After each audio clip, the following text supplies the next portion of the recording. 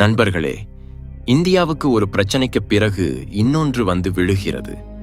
முதலில் ஐக்கிய நாடுகள் சபை, பிறகு வங்காளதேச அரசு. இப்போ வங்காளதேச இராணுவமும் ராஜதந்திர எல்லைகளை தாண்டி பேசியிருக்கிறது. இந்த குற்றச்சாட்டுகள் ரோஹிங்கியா அகதிகள் பற்றி மட்டும் இல்லை.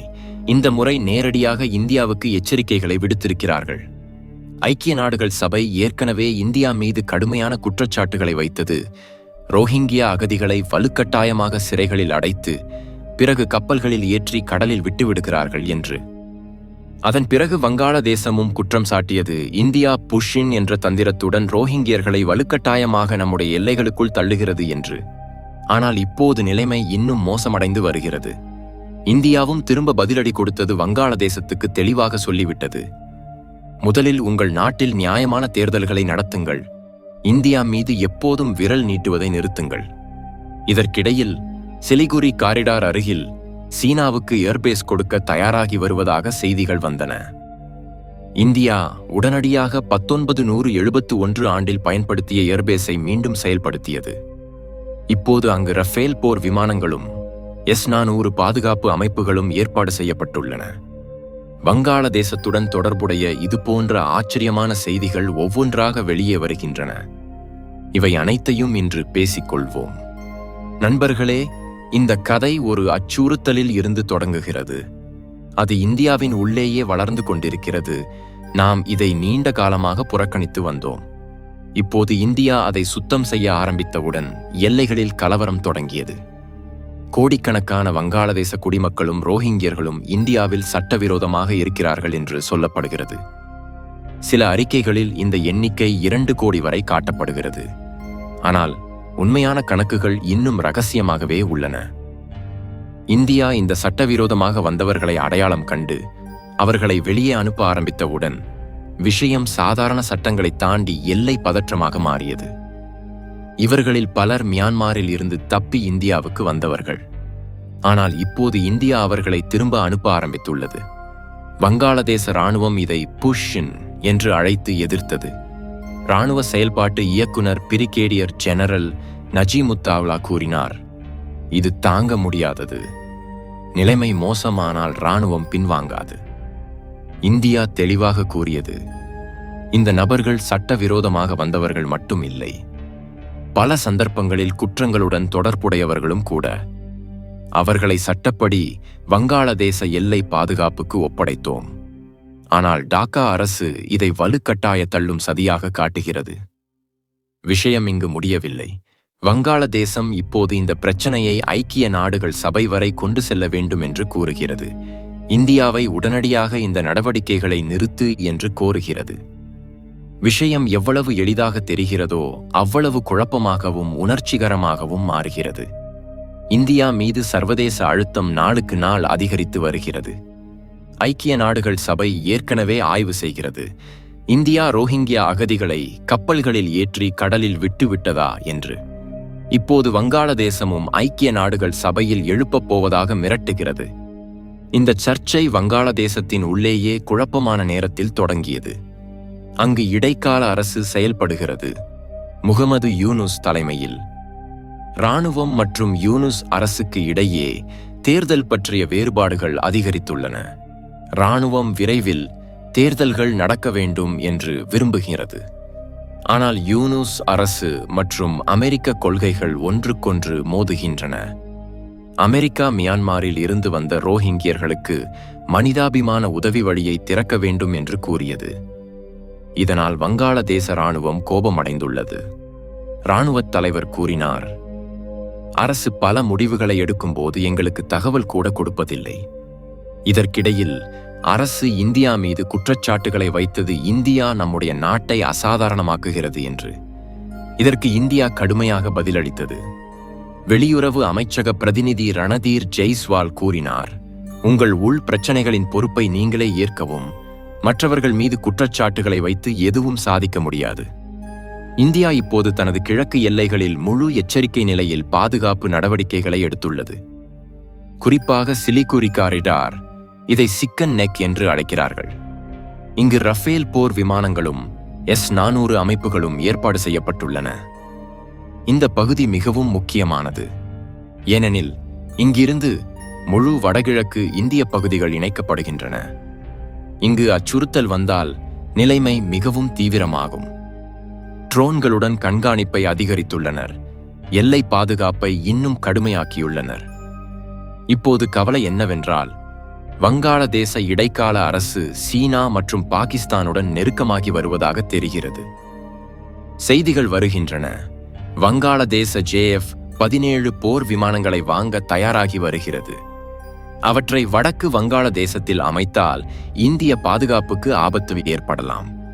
இன்னொரு பெரிய அச்சுறுத்தல், பாகிஸ்தான் உளவு அமைப்பு ISI ஒரு குழுவை டாக்காவுக்கு அனுப்பியது. அங்கு தீவிரவாதம் மற்றும் பாதுகாப்பு பற்றி விவாதங்கள் நடந்தன. இந்தியாவுக்கு அச்சுறுத்தல் வங்காளதேச இராணுவத்திடமிருந்து இல்லை. பாகிஸ்தானைப் போல வங்காளதேசமும் தீவிரவாதத்தை ஆயுதமாக மாற்றினால், அப்படி நடந்தால் இந்தியாவுக்கு புதிய சவால் வரும். இந்தியா தனது பாதுகாப்பு கொள்கையில் பெரிய மாற்றத்தை கொண்டு வந்துள்ளது.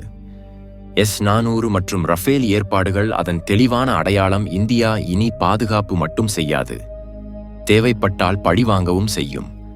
சிலிகுரி காரிடார் போன்ற பகுதிகளில் அடிப்படை வசதிகளை விரைவாக வலுப்படுத்துகிறார்கள். சாலைகள், சுரங்கங்கள், ரயில்வே பாதைகள் தேவைப்பட்டால் இராணுவம் உடனடியாக நடவடிக்கை எடுக்க. மறுபுறம் வங்காளதேசத்தில் நிலைமைகள் கட்டுப்பாட்டை மீறியுள்ளன. இராணுவம் மற்றும் அரசுக்கு இடையே மோதல்கள் அதிகரித்துள்ளன. சதி பற்றிய பேச்சுக்கள் கேட்கின்றன. முகமது யூனுஸ் கொள்கைகள் தோல்வியடைகின்றன. பொருளாதாரம் சரிந்து வருகிறது. ஆடைத் தொழில் பாதிக்கப்பட்டுள்ளது. வியாபாரங்கள் நின்றுவிட்டன. வெளிநாட்டு நிதிகள் குறைந்து வருகின்றன. வங்காளதேச டாக்கா மதிப்பு நாளுக்கு நாள் வீழ்ச்சியடைகிறது. தெற்காசியாவில் உருவாகி வரும் பொருளாதார சக்தி என்று அழைக்கப்பட்ட நாடு இப்போது மூழ்குவதைப் போல தெரிகிறது. நிலைமைகள் அவ்வளவு மோசமாகிவிட்டன. உலக வங்கி மற்றும் IMF இலிருந்து நிதிகளை கேட்கிறார்கள். ஆனால் கடன்கள் எளிதாக வருவது கடினமாகி வருகிறது. இவை அனைத்தும் இந்தியா மீது குற்றச்சாட்டுகளை வைத்து தப்பிக்க முயற்சிக்கிறார்கள். மறுபுறம் இந்தியாவில் சட்டவிரோத அகதிகள் மீது மத்திய நடவடிக்கைகள் வேகம் எடுத்துள்ளன. இந்தியாவில் இந்தியர்கள் மட்டுமே இருக்க வேண்டும்.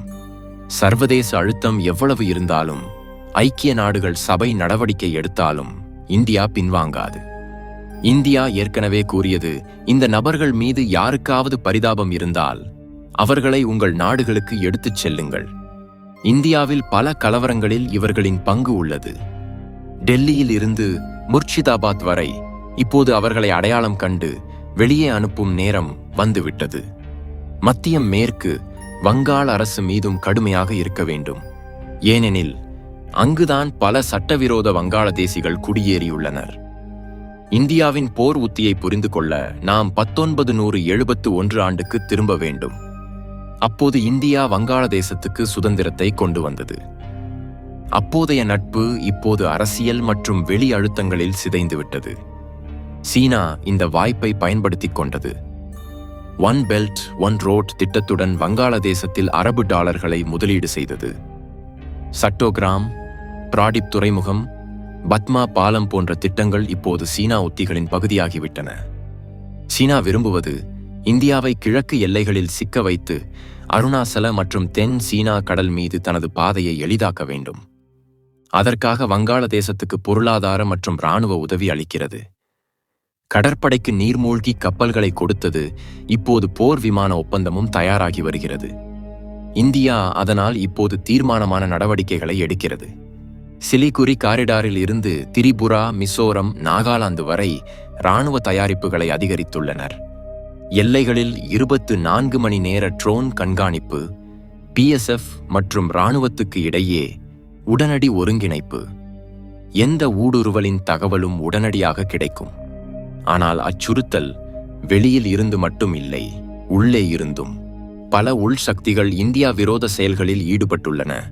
இந்த ஊடுருவல்களில் பலர் ஆதார் அட்டை, வாக்காளர் அடையாளம், ரேஷன் அட்டை கூட செய்து கொண்டு நாட்டின் பல இடங்களில் வியாபாரம் செய்கிறார்கள்.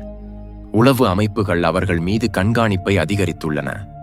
குறிப்பாக உத்தரப்பிரதேசம், அஸ்ஸாம், வங்காளம், ஜார்க்கண்டில் ஆயிரக்கணக்கான சந்தேக நபர்களை அடையாளம் கண்டுள்ளனர். NRC மீது முன்பு சர்ச்சைகள் நடந்தன. ஆனால் இப்போது மத்தியம் மீண்டும் செயல்படுத்த முன்னேறுகிறது. எதிர்க்கட்சிகள் இதை மனித உரிமை பிரச்சனையாக காட்டுகின்றன. ஆனால் உண்மையில் இது பாதுகாப்பு விஷயம். பிரதமர் அலுவலகம் ஒரு சிறப்பு குழுவை உருவாக்கியுள்ளது, எங்கு சட்டவிரோத ஊடுருவல்கள் உள்ளனவோ தீர்மானித்து சட்டப்படி திரும்ப அனுப்ப. வங்காளதேச அரசு இதை பூர்ஷின் என்று பிரச்சாரம் செய்கிறது, இந்தியாவின் பிம்பத்தை கெடுக்க. ஆனால் இந்தியாவின் கொள்கை தெளிவு, சட்டவிரோதமாக இருக்கும் அனைத்து வெளிநாட்டு குடிமக்களையும் திரும்ப அனுப்புவோம். அமெரிக்கா சீனா போட்டி முழு பகுதியையும் புவியியல் போர்க்களமாக மாற்றியுள்ளது. அமெரிக்கா இந்தியா வங்காளதேச உறவுகள் சேதமடைய நாட்ச் விரும்பவில்லை. சீனாவுக்கு லாபமாகாது.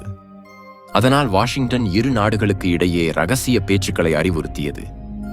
ஆனால் வங்காளதேச இடைக்கால அரசு நிலையற்றது. இராணுவத்தில் சீனா அழுத்தம் அதிகம். இந்தியா இனி பாதுகாப்பு மட்டும் இல்லை, NIA இராணுவ உளவு குழுக்களுக்கு இடையே ஒருங்கிணைப்பை அதிகரித்து எந்த தீவிரவாதம் அல்லது உளவு செயலையும் முன்கூட்டியே நிறுத்தும். சிக்கிம், பூடான் எல்லைகளில் கண்காணிப்பை அதிகரித்துள்ளனர். சீனா அங்கு நுழையும் முயற்சிகளுக்கு தடை போட்டுள்ளனர்.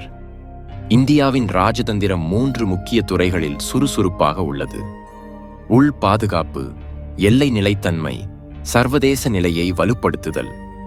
ஐக்கிய நாடுகள் சபையில் இந்தியா கடுமையாக கூறியது, யாருக்கும் அதன் உள் விவகாரங்களில் தலையிட உரிமை இல்லை. இது தெளிவான சமிக்ஞை. நிலைமை மோசமானால் தெற்காசியாவில் இராணுவ இருப்பை அதிகரிப்போம். வங்காள விரிகுடாவில் கடற்படை புதிய பயிற்சிகளை தொடங்கியுள்ளது. ஆஸ்திரேலியா, ஜப்பான் சேர்ந்துள்ளன. இது குவாட் உத்தியாக சீனாவுக்கு செய்தி. இந்தியா தனியாக இல்லை. எல்லைகளில் கண் வைத்தால் திரும்ப பதில் வரும்.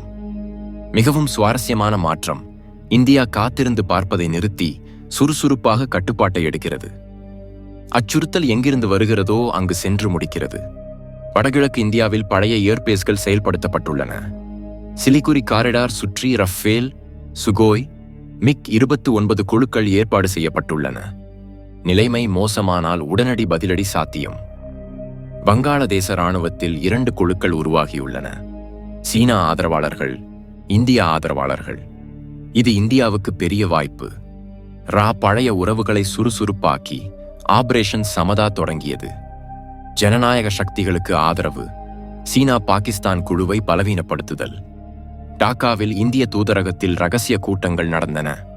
எதிர்க்கட்சி தலைவர்கள், சமூக சேவகர்கள் பங்கேற்றனர். சிலிகுரி காரிடாரை ரெட் எச்சரிக்கை பகுதியாக அறிவித்துள்ளனர். கொல்கத்தா, அகர்தலா, தேஜ்பூரில் விரைவு பதிலடி தளங்கள் தயார். ஒவ்வொரு தளத்திலும் ரஃபேல், சுகோய், MiG-29 உள்ளன. 30 நிமிடங்களில் வான் நடவடிக்கை எடுக்கலாம். சீனா வங்காளதேசத்துக்கு 3 JF போர் விமானங்களை அனுப்பியது. இந்தியா உடனடியாக எச்சரிக்கை விடுத்தது. எல்லை 20 கிலோமீட்டர்களுக்குள் வந்தால் எச்சரிக்கை இல்லாமல் கீழே தள்ளுவோம். டாக்காவில் குழப்பம் தொடங்கியது. அதிகாரிகள் ரகசியமாக இந்தியாவுடன் பேச ஆரம்பித்தனர். இராணுவத்தில் அதிருப்தி அதிகரித்துள்ளது. சதி ஆபத்து தலை தூக்குகிறது. இந்திய ஆபரேஷன் கிழக்கு பாதுகாப்பை செயல்படுத்தியது. சீனா இராணுவத்தை தூண்ட நிதி அளிப்பதற்கான ஆதாரங்களை அமெரிக்கா, பிரான்ஸ் முன்வைத்தது. சீனாவின் நோக்கங்கள் வெளிப்பட்டன. சர்வதேச அளவில் இந்தியாவின் நிலை வலுவடைந்துள்ளது. முன்பு கேள்வி எழுப்பிய நாடுகள் இப்போது அதன் ராஜதந்திரத்தை பாராட்டுகின்றன. வங்காளதேசத்தில் நிலைமைகள் இன்னும் நிலையற்றே உள்ளன. ஆனால் இந்தியா தெளிவுபடுத்தியது, இனி எந்த சதியும் அதன் மீது வெற்றி பெறாது. நண்பர்களே, படம் தெளிவாக தெரிகிறது. இந்தியா தனக்காக மட்டுமில்லை, முழு பகுதியின் நிலைத்தன்மைக்காக நிற்கிறது. தவறான நடவடிக்கைகளுக்கு அதே மொழியில் பதில் வரும். இதுதான் புதிய இந்தியா. வளையாது, நிற்காது, பயப்படாது. இன்று இவ்வளவுதான். உங்கள் கருத்துக்களை கமெண்ட்களில் சொல்லுங்கள். வீடியோவுக்கு லைக் செய்யுங்கள். சேனலை சப்ஸ்கிரைப் செய்யுங்கள். ஜெய் ஹிந்த்.